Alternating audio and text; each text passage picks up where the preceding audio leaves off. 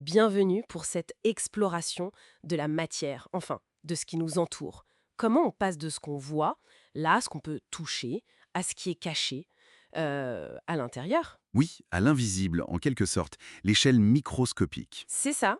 Alors aujourd'hui, on s'appuie sur un document pédagogique pour essayer de démêler un peu tout ça, les échelles macroscopiques et microscopiques. L'idée, c'est de bien saisir les concepts clés pour comprendre de quoi tout est fait, finalement. Exactement. Bon, alors, on commence par le concret, ce qu'on peut mesurer, là, à notre échelle. Allons-y. Donc, à notre échelle, on jongle avec quelques grandeurs importantes. Le volume, l'espace que ça prend, quoi, noté V, souvent en litres. Mhm. La masse, la quantité de matière, si on veut, noté M en grammes, généralement. Oui, Et puis, il y a cette fameuse quantité de matière, hein, en mol. Ça, c'est un peu plus abstrait, peut-être le pont vers ça veut ça, oui. C'est crucial de pas tout mélanger. la grandeur, son symbole, la valeur qu'on mesure et l'unité derrière. Ah oui, on peut vite s'emmêler les pinceaux entre V, L, la valeur en chiffres. Tout à fait. Et à partir de la masse et du volume, justement, on en tire une autre, très utile, la masse volumique. Le symbole ρ. Ah oui, ρ. C'est simplement le rapport masse sur volume, M sur V.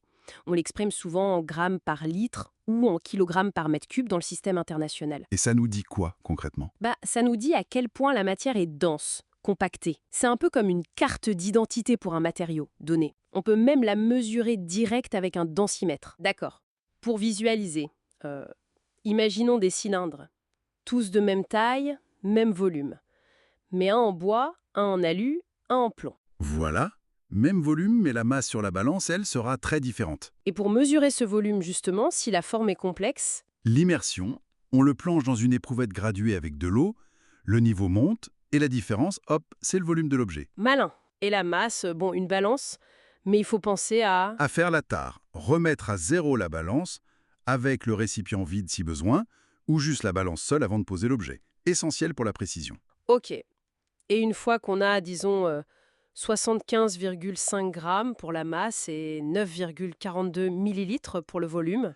Alors là, on calcule ρ égale mv.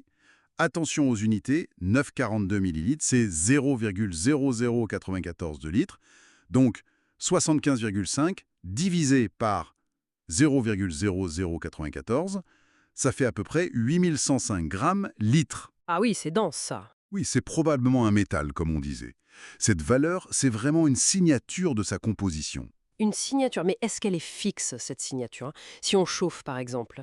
Je pense à l'alcool coloré qui monte dans un thermomètre. Non, elle n'est pas totalement fixe. C'est exactement ça, l'exemple du thermomètre. Ou la bille de métal chauffé qui passe plus dans son anneau. Oui, le volume change. C'est ça, c'est la dilatation thermique. Quand on chauffe, les particules qui composent la matière s'agitent plus, elles prennent un peu plus de place.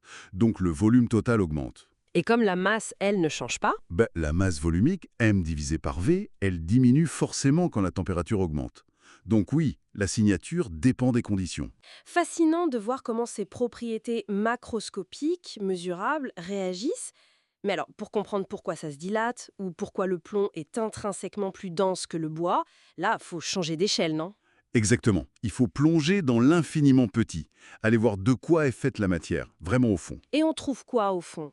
On trouve l'atome, le constituant élémentaire, avec un noyau tout petit au centre, Dedans, il y a les protons positifs et les neutrons neutres, c'est ça? c'est ça.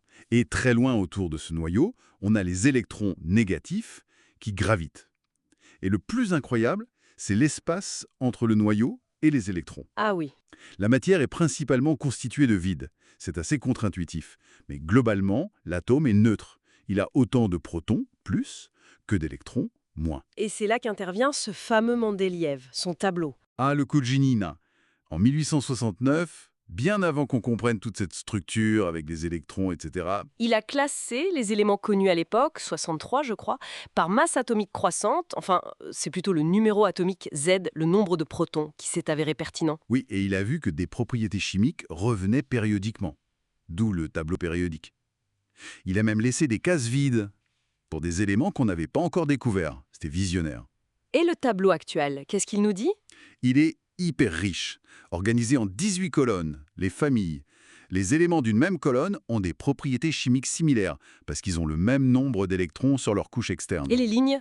Les lignes, ce sont des périodes, même nombre de couches électroniques. Chaque case donne le symbole, Z, le nombre de protons, l'identité de l'élément, et A, le nombre de masses, protons plus neutrons. Le numéro de la colonne, en chiffres romains souvent, nous donne les électrons actifs, ceux de la dernière couche. D'accord.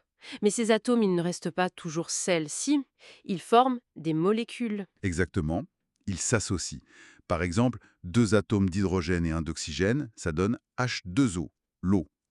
Un carbone et 2 oxygènes, CO2, le dioxyde de carbone. C3H6O, c'est l'acétone. C9H8O4, l'aspirine. Voilà. Ces atomes sont liés entre eux par des liaisons dites covalentes.